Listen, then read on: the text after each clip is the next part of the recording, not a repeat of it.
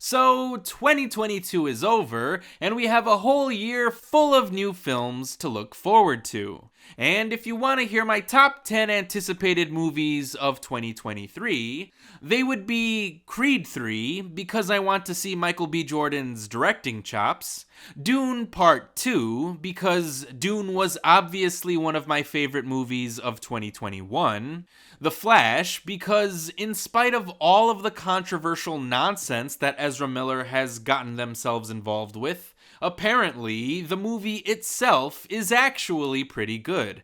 And I believe it because Andy Muschietti is a solid director. Guardians of the Galaxy Volume 3, because we'll finally get to learn more about Rocket's backstory.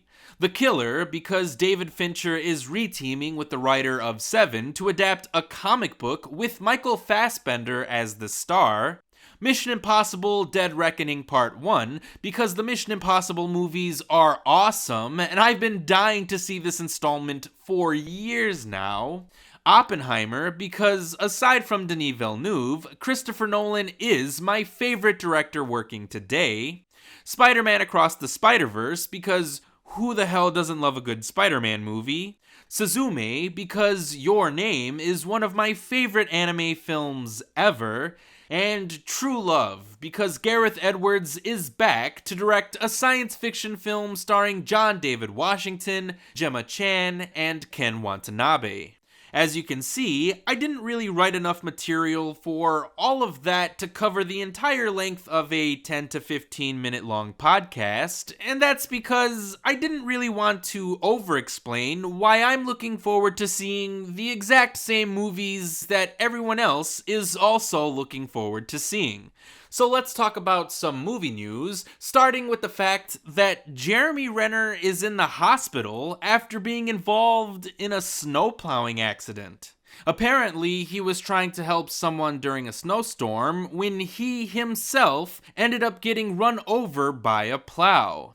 After needing 2 different surgeries to sustain his injuries, Renner was said to be in critical, yet stable, condition.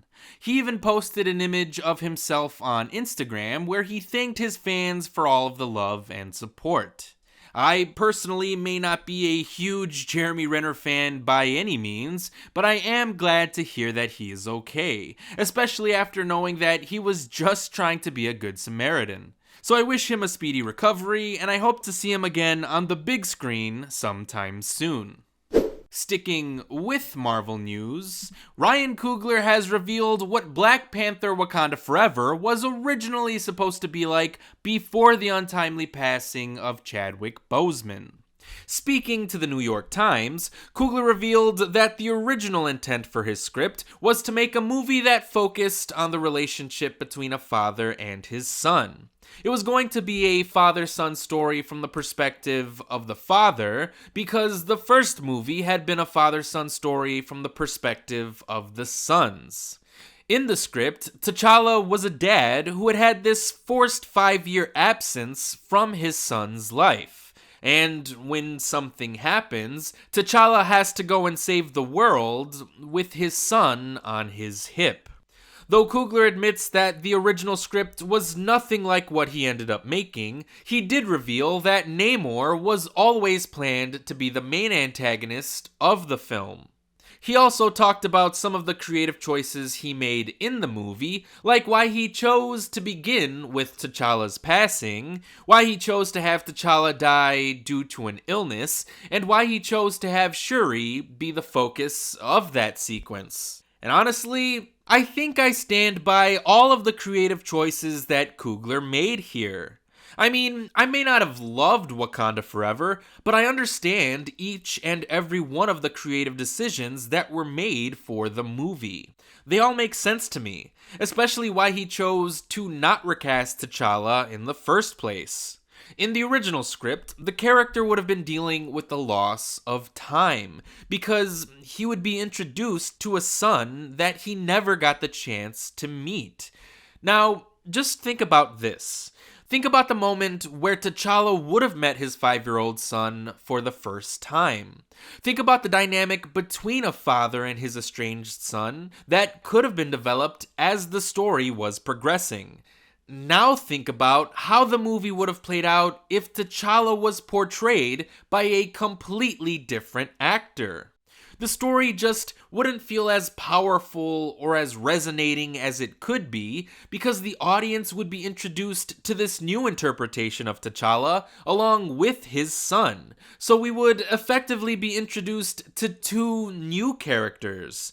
And the theme about experiencing the loss of time just wouldn't feel as impactful. Or at the very least, we would be comparing the new actor's performance to Chadwick's performance, and we would be distracted from the actual story being told. And that's not fair to anyone who would have been working on the film. So Coogler decided to retool his story from focusing on a character who was experiencing the loss of time to a character who was experiencing the loss of a loved one. And we as an audience were able to connect with the story and its characters because we were also experiencing the loss, grief, anger, pain, sadness, and confusion that came along with losing someone in real life. So, say what you will about Wakanda Forever, but I think the logic behind Coogler's direction with the story is pretty fucking sound here. Black Panther Wakanda Forever ultimately acquired a positive reception from fans and critics alike, with most people praising the performances in the film, and while making less money than its predecessor, it's currently grossed over $821 million worldwide, making it the sixth highest grossing film of 2022. Disney will be releasing a documentary based on the late and legendary Stan Lee. In celebration of what would have been his 100th birthday, Marvel Studios announced the upcoming documentary, simply titled Stan Lee, which will focus on his life and legacy at Marvel Comics. Though no further details were given about the documentary, Marvel did release a short teaser video with the caption that read, 100 years of dreaming, 100 years of creating, 100 years of Stan Lee. The Stan Lee documentary will debut on DisneyPlus sometime in 2023. So, for those who aren't even asking, I'm pretty sure this is the reason why Disney wanted to own the rights to Stan Lee's likeness in the first place. Not because they wanted to force a digitally recreated version of him into future Marvel movies, but because they want to sell stuff. Stan Lee is a brand at this point, and Disney can use that brand to promote their own platforms and sell their own merchandise. Which is why, along with announcing the documentary, Disney also revealed a new website where you can buy officially licensed stuff with Stan Lee's image, name, and signature on it. So stop spreading conspiracies and misinformation. And, Excelsior! Now, for the last piece of Marvel news, DaveBautista has confirmed that his final appearance as Drax will be in Guardians of the Galaxy Volume 3. In an interview he did with GQ magazine, the actor said, quote, "I'm so grateful for Drax, I love him, but there's a relief now that it's over. It wasn't all pleasant. It was hard playing that role. The makeup process was beating me down, and I just don't know if I want Drax to be my legacy. It's a silly performance, and I want to do more dramatic stuff." End quote. The role of Drax is what effectively kickstarted Bautista's career as an actor, and while I will miss having the character around in the Marvel Universe, I respect Bautista's decision to leave. Drax is a silly character, and it's not like he has a pivotal role to play in the MCU. I mean, I've been hoping to see the more dramatic side of Drax the Destroyer ever since the first Guardians film, but Marvel never took the character in that direction. And that's a real shame because Bautista is capable of delivering a more dramatic performance. Just look at what he did in Blade Runner 2049, or even Glass Onion for that matter.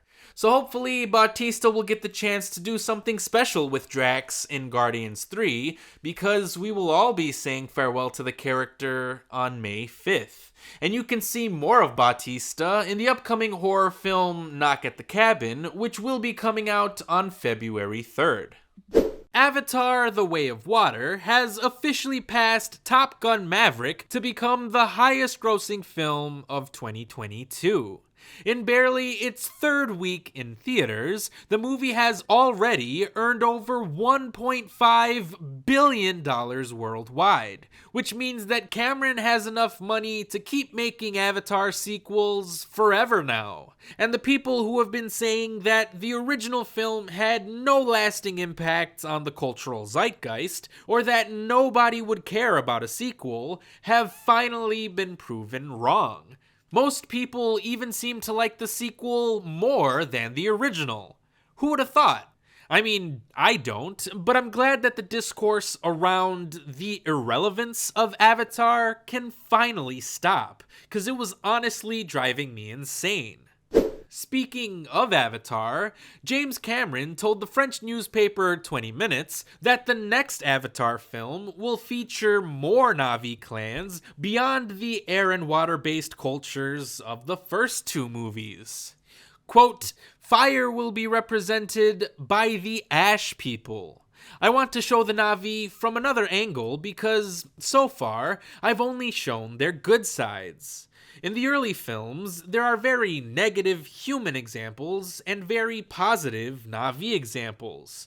In Avatar 3, we'll do the opposite. We'll also explore new worlds while continuing the story of the main characters. I can also say that the last parts will be the best. The others were an introduction, a way to set the table before serving the meal." End quote. So it sounds like, long ago, the nations lived together in harmony, then everything changed when the Fire Nation attacked. Now where have I heard that before? Anyway, all joking aside, I think this sounds pretty good. It'll be nice to see other worlds outside of Pandora, because then Avatar will start to feel more like a fantasy space opera compared to just being an epic science fiction series, and that sounds right up my alley. Plus, people have been complaining about the simplicity of the original film for years now, so it'll be nice to get some nuance thrown into the mix. There's nothing like a little moral ambiguity to make a story feel more compelling and complex. Avatar producer John Landau made that exact same point by saying that there's a section of the story where we go to Earth and we go to it to open people's eyes. Open Neytiri's eyes to what exists on Earth. Earth is not just represented by the RDA, just like you're defined by the choices you make in life. Not all humans are bad. Not all Na'vi are good. And that's the case here on Earth. And we want to expose Neytiri to that. Cameron has already finished production on Avatar 3, which will see David Thewlis, Una Chaplin, and Michelle Yeoh joining the cast of the franchise, and the movie itself is currently scheduled to be released on December 20th, 2024. Moving on to trailer news, Warner Brothers has released a trailer to EvilDeadRise, which sees a mother getting possessed by a demon as her sister has to fend off hordes of deadites that have been summoned by the Necronomicon. And it looks like it's going to be a pretty bloody affair. I'm not really familiar with the Evil Dead franchise, but the trailer does appear to be getting a positive reaction from fans of the horror series.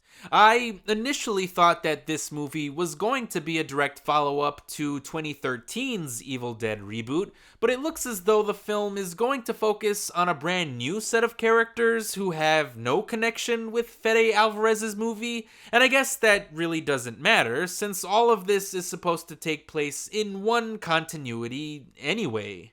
But again, I don't really know anything about Evil Dead, so if this movie is any good, I may have to go back and watch the Evil Dead films. Along with Ash vs. Evil Dead, if enough people tell me that the show is good as well.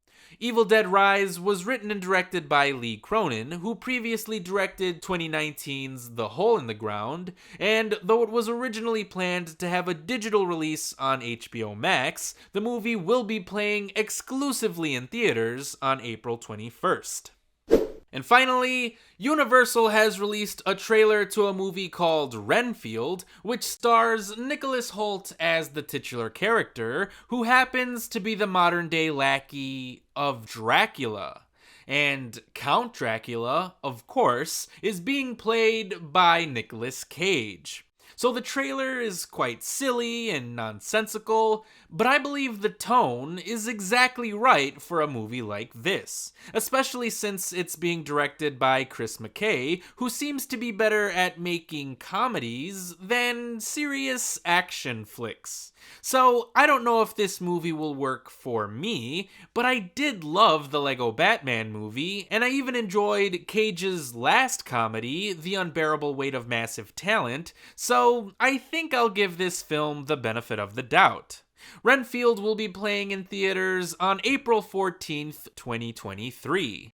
And those are all the things I wanted to talk about this week. If you want to know what else I've been up to, the second season of The Bad Batch premiered on DisneyPlus, and I thought the first 2 episodes were pretty good. They weren't anything special, but I would say that they were pretty solid. So if you're a fan of the first season, or a fan of Star Wars animation in general, I'd say that these episodes are worth checking out. They do skew a little kid-friendly, but they are consistently entertaining enough to enjoy. I've also been listening to Justice Bennett's, who I've never even heard of before, but he has a new song called Everything Is Nothing, which was co-written and co-produced by Mike Shinoda, so it's obviously my new favorite song right now. I honestly love it, and I may have to check out more of this guy's material just because of the one song. Deadmau5 also released a song called Antisec, and it's alright, I guess. Not my favorite Deadmau5 song, but good enough for me to want to keep in rotation. And finally, Logic released a new track called Incipio, and it was also pretty alright. I'm not a huge Logic fan. I like his music just fine, but I feel like he says a lot of the same things in all of his songs. But this new track was pretty fun, so we'll see how it fits in with the rest of his upcoming album whenever that gets released. And that's all the media I've been consuming lately. Now I think it's time for me to wrap up here, so as always, thanks for listening.